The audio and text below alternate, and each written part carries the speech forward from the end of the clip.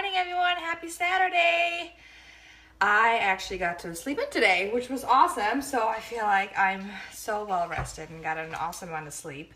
Lena is eating her smoothie pop as a little morning snack. I decided I'm going to have the German style lunch today, and we're going to have a warm lunch.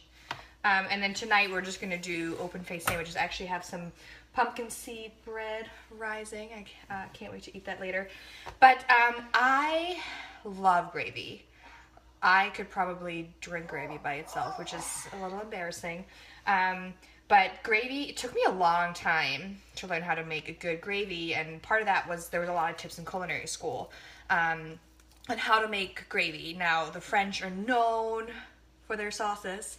And I'm by no means an expert, but I have a couple of tips on how I make my gravy from scratch so it always tastes yummy and delicious. And it starts with the mirepoix. I've mentioned that before, and mirepoix is half onion, and then the other half is half celery, half carrots. And I actually have my celery and carrots frozen.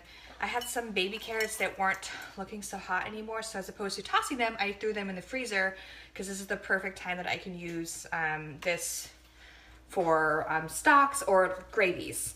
So what I'm going to do is I'm going to saute those. Then I'm going to use some fresh herbs from my garden. So I have rosemary and parsley, and I'll probably add in a bay leaf. You know, I have to be honest, I gotta read up on the bay leaf a little bit.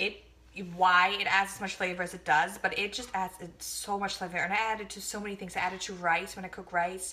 I add it to stocks. I add it to soups, to gravies, and it tastes delicious.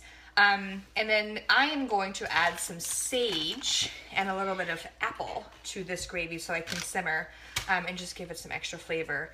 The trick is that you saute all those things, and I'm going to start working a little bit as I chat.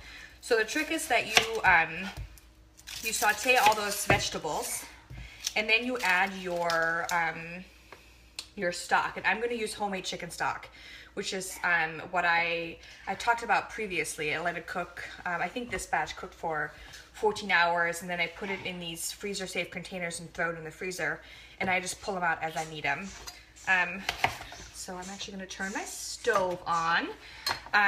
Let's see, another way to add a lot of flavor to your gravy is bacon, which I'm not going to do this morning, just I don't really feel like it, and wine. If I weren't pregnant, I would definitely be adding wine to this because then I could drink the rest. But since I can't drink the rest, I don't want it to go bad, and I forgot to buy those little wine bottles in the store. So just so I don't waste my wine, I'm actually not going to use any in this. But what I will do is I'm going to use tomato paste. It gives it a rich color and flavor. But to get back to the wine real quick, oh, and sorry, I'm all over the place, but see this? This is my little trash bowl. All my kitchen scraps are going to go in here, and this goes in the freezer that I can use for future stocks. But wine and sauces, wine and food. Sometimes I have clients ask me, oh, you know, what kind of wine? Can I just buy the cheapest one I can find? I don't really care what kind of wine you use, as long as you're willing to drink a glass of it out of the bottle. Because whatever you infuse into your sauce and cook, it's going to cook down. It's going to concentrate that flavor. So if it's a wine that you don't like out of a glass, you're definitely not going to like it in cooking because, again, you're concentrating the flavor. So what I'm going to do is I'm going to throw my mirepoix in here, and I'm going to add salt right away. And salt just going to draw out any natural moisture that's in my vegetables. I have a little salt bucket. I'm going to do that. And always freshly ground black pepper. I love fresh ground black pepper. And I'm just going to put this over, I don't know, medium high heat and let it cook. When it's a little bit softer, what I'm going to do is actually have it right here.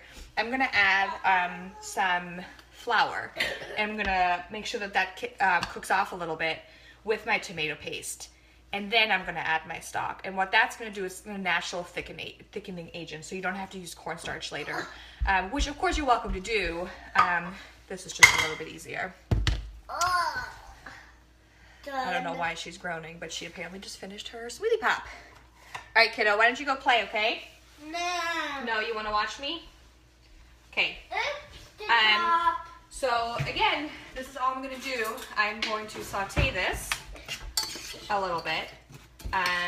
Then I'll add my my flour, my herbs, my tomato paste, my chicken stock, and I'm just gonna let that simmer for as long as I can before we eat lunch.